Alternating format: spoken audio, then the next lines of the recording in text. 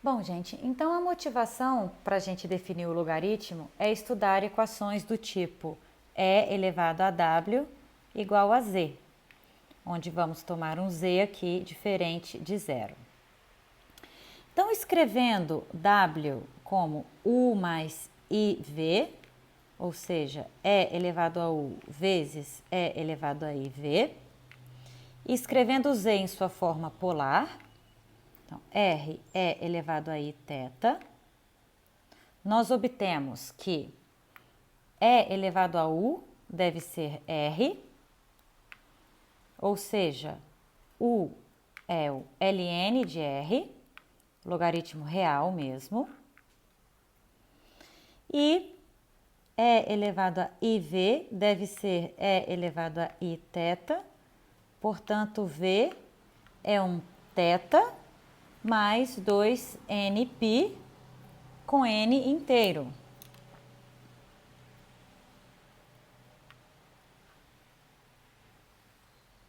Certo?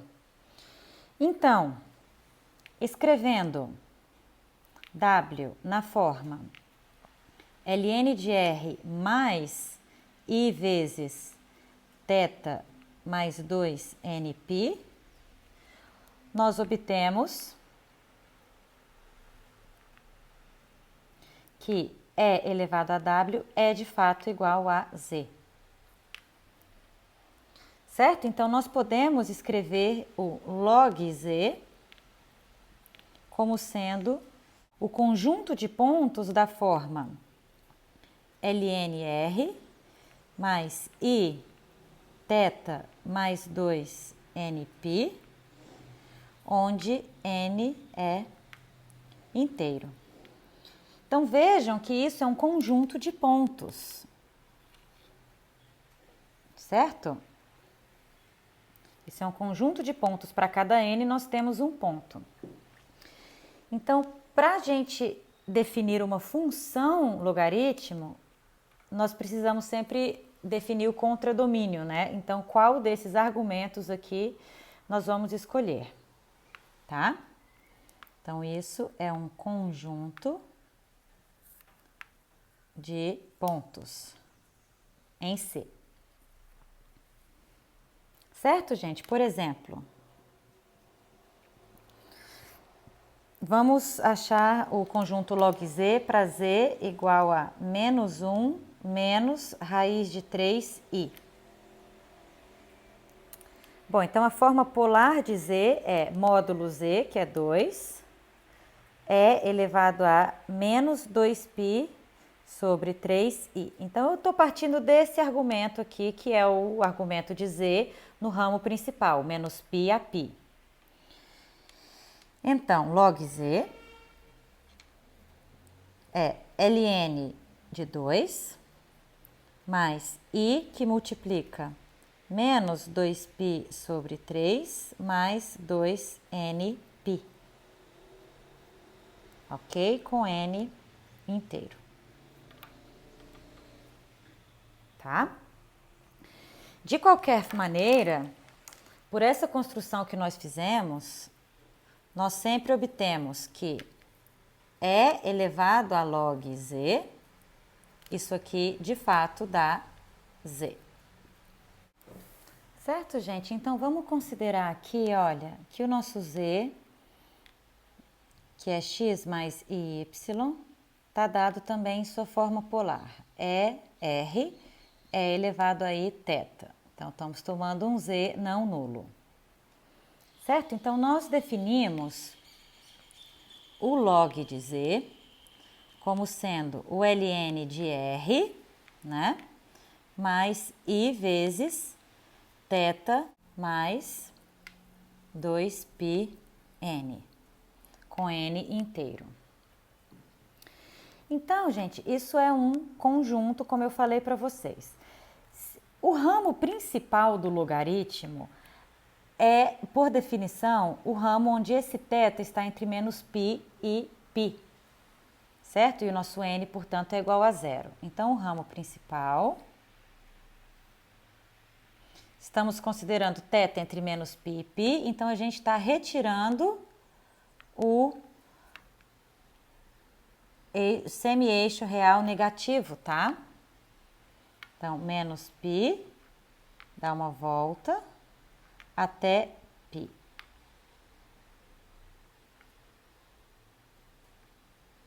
Aqui. Então, eu coloquei aqui tracejado porque é onde quebra, né, a nossa função. Então, nesse ponto aqui, quando a gente for definir a função, ela deixa de ser contínua. Então, nós estamos fixando que para os números reais negativos, o argumento é π. Certo? Então, no ramo principal,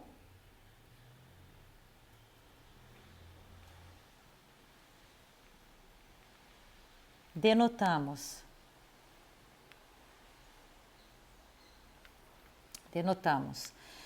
então log com L maiúsculo de Z, isso é lnr mais I vezes θ, onde o nosso θ tá nesse intervalo aqui, tá? Menos π a π. Então, esse conjunto, o conjunto log, com L minúsculo, ele é esse logaritmo principal, mais o quê? 2πni. 2πni. Essa definição, ela não é restrita ao ramo principal, tá, gente? A gente pode definir uma função logaritmo em um ramo qualquer dado. Então, por exemplo, se eu tomo aqui uma semi-reta, onde aqui eu parto de um ângulo alfa, certo? Então, eu tenho essa semi-reta aqui no plano complexo, e aí eu considero, então, o ramo alfa como sendo, meu θ começa em alfa e vai até 2π mais alfa. Então, o θ começa em alfa e vai até alfa mais 2π. Isso é um ramo possível. E eu posso definir, então, a minha função log de Z nesse ramo como sendo a lnr mais, então, o meu I vezes θ alfa, onde o θ alfa está sendo dado nesse ramo. Quando a gente faz uma dessas escolhas de ramo, a nossa função é contínua, exceto nesses pontos onde a semi-reta foi determinada, certo? Nesses pontos ela não é contínua, mas no resto ela é. Então, dessa forma, essa função é contínua em alfa menor que θ menor que alfa mais 2π. E aí, então, nós podemos trabalhar em cada ramo separadamente. Na maioria dos casos, a não ser que seja dito explicitamente o contrário, nós vamos estar aqui no ramo principal do logaritmo, tá? Certo? Então, por exemplo, qual é o log de 1? Log complexo. Então, por definição, isso é ln1 mais I que multiplica. Bom, o argumento no ramo principal do 1 é 0 mais 2πn. Então, isso nos dá o quê? Isso nos dá 2πni. Esse é o conjunto log. Agora, o logaritmo principal de 1 é simplesmente 0, porque quando o nosso n é igual a 0, nós estamos aqui no ramo principal, que é o mesmo logaritmo que nós temos originalmente, né? ln1. Certo? E o log de menos 1? Bom, então, por definição, isso é ln de 1 mais I vezes. Então, no ramo principal do logaritmo, o argumento de menos 1 é π, mais 2πn. Então, isso nos dá 2n mais 1, πi. Certo? E o log principal de menos 1 é pi. Certo, gente? Então, vamos ver a derivada dessa função log. Então, vamos tomar o cuidado, né, de escolher um ramo qualquer do logaritmo. Então, novamente, suponha que a gente esteja nesse ramo, vou chamar de d-alfa. Então, o argumento varia entre alfa e alfa mais 2π, certo? E, então, definimos a nossa função log nesse ramo alfa. Então, vamos lá. Se z for da forma r é elevado a i θ com θ nesse intervalo, nós definimos que log z, isso é ln r mais i vezes θ. Certo? Então, aqui nós temos que a nossa função u r θ, ela é o que? ln r, e v r θ é θ. Então, bem simples de derivar, né? A derivada de u com respeito a r é 1 sobre r. A derivada de u com respeito a θ é 0. A derivada de v com respeito a r é 0. E a derivada de v com respeito a θ é 1. Então, vejam que as equações de Cauchy-Riemann são satisfeitas na sua forma polar. Vou lembrar aqui do lado. Então, o r é igual a vθ e o θ é igual a menos r vr. Então, são satisfeitas. Essa daqui, o θ é igual a menos r vr, ambas são iguais a 0. E o r é igual a 1, que é igual a vθ. Então, ótimo.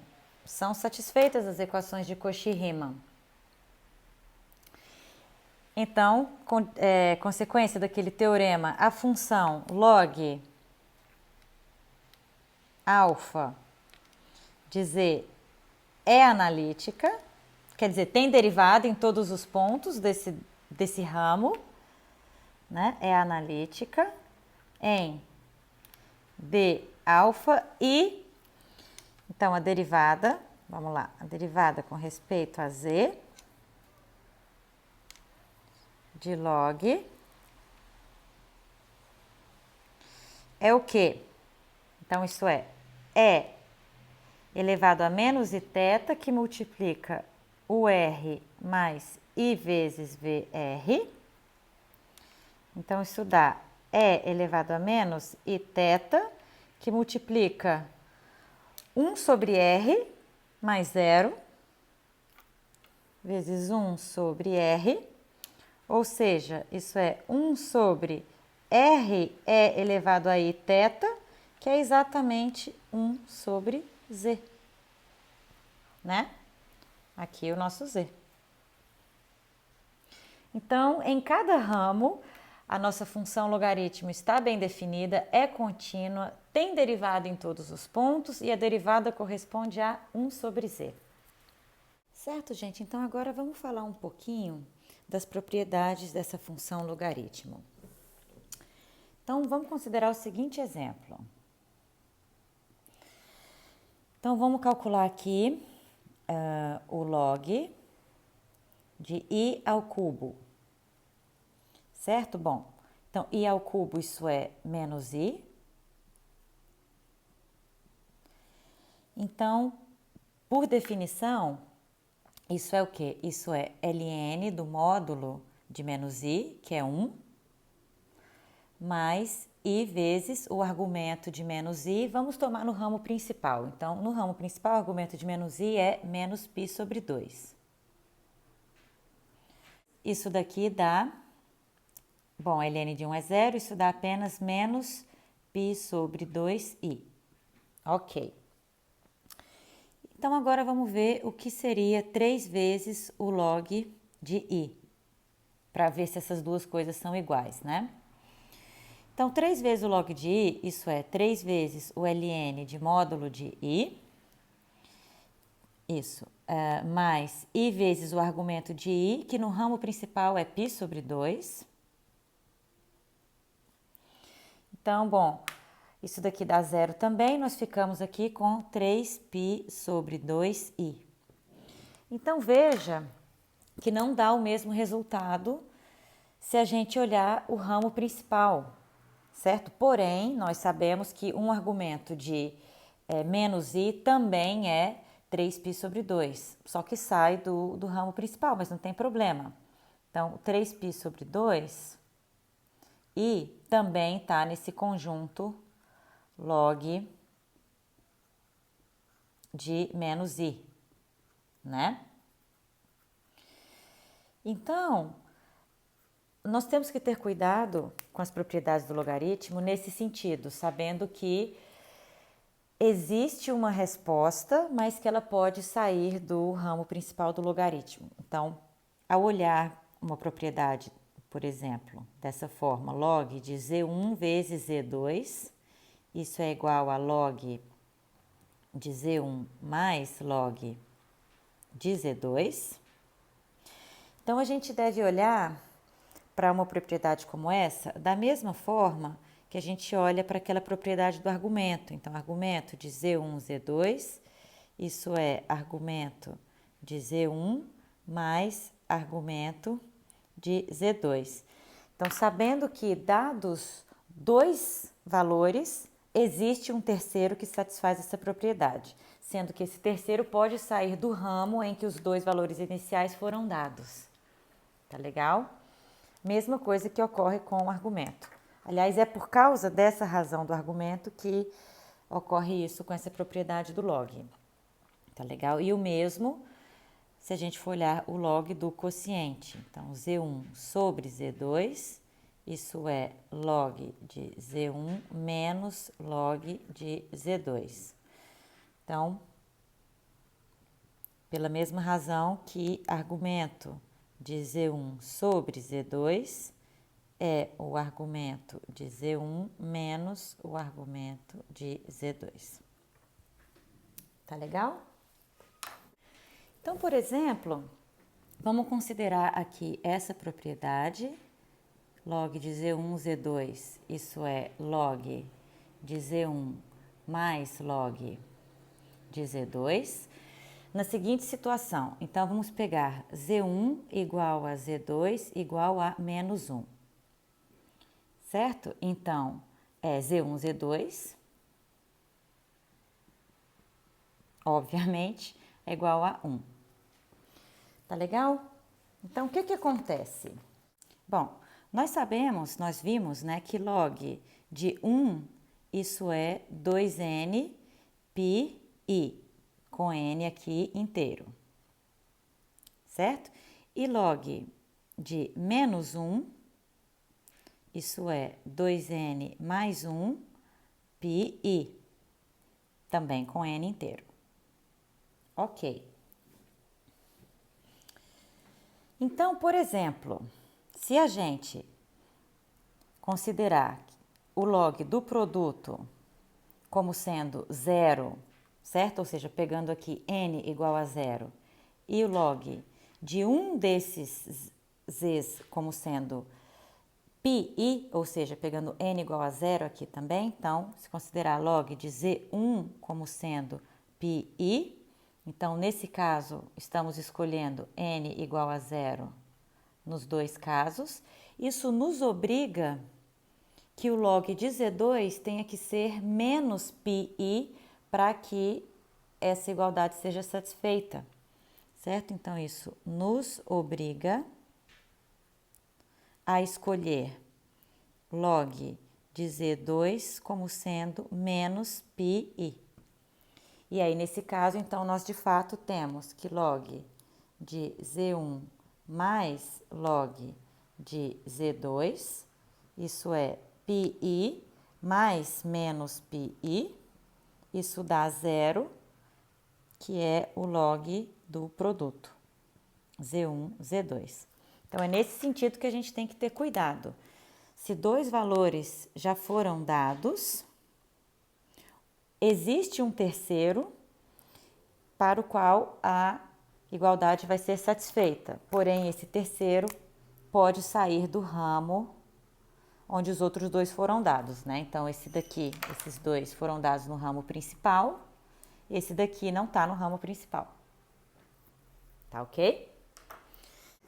Certo? Então, vamos ver como se demonstra essa propriedade log de Z1, Z2, isso é log de Z1 mais log Z2. Então, vamos supor que Z1 é da forma R1 é elevado a I θ1, Z2, isso é R2 é elevado a I θ2. Bom, vamos lá, vamos supor que esses θ1 e θ2 estão no ramo principal, tá?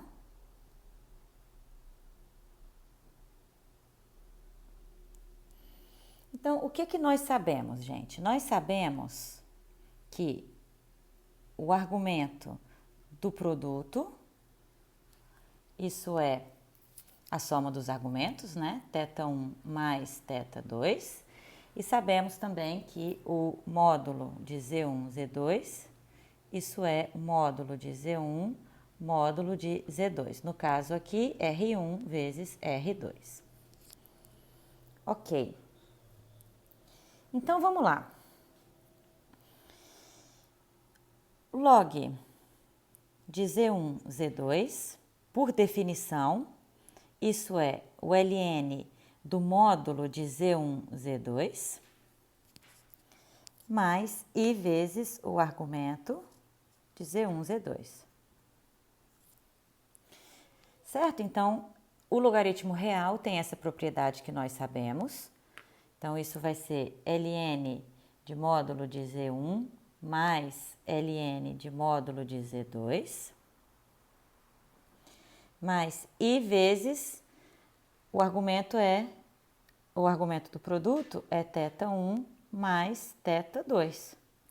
Então, basta simplesmente a gente escrever ln de módulo de Z1 mais I vezes θ1 mais ln do módulo de Z2 mais I vezes θ2. Então, com isso, nós temos, essa é a definição do log de Z1 e essa é a definição do log de Z2. E aí fica demonstrada essa afirmação. Claro que eu vou deixar de exercício para vocês a demonstração do quociente. Vou até escrever aqui do lado. Então, exercício. Então, log de Z1 sobre Z2, isso é log Z1 menos log Z2. Bem facinho. E vejam que é simplesmente, realmente, uma consequência do argumento, né? Dessa propriedade que nós já tínhamos para o argumento e dessa propriedade que nós já tínhamos para o logaritmo real.